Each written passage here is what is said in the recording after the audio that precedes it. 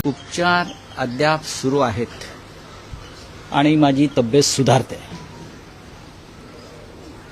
पूर्ण सुधारायला अजून थोडा वेळ लागेल. 1 महिन्यापेक्षा जास्त काळ मी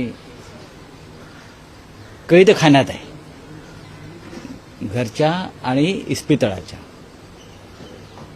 माननीय उद्धव ठाकरे यांचं माझ्यावर बारीक लक्ष आहे. मी कुठे बाहेर पडतो का काय. आताही त्यांची परवानगी नाही, पण तरी आपण सगळे आलात. बऱ्याच दिवसांनी आपण भेटतो आहोत.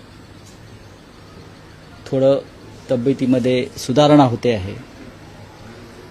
यापुढे ते अजून होईल. उपचार फार कठोर असतात, आजारापेक्षा उपचार भयंकर असतात, पण ते चालू आहेत. आणि मला पूर्ण खात्री आहे, मी जे म्हणालोय की डिसेंबर नंतर मी पूर्ण बरा होऊन येईल.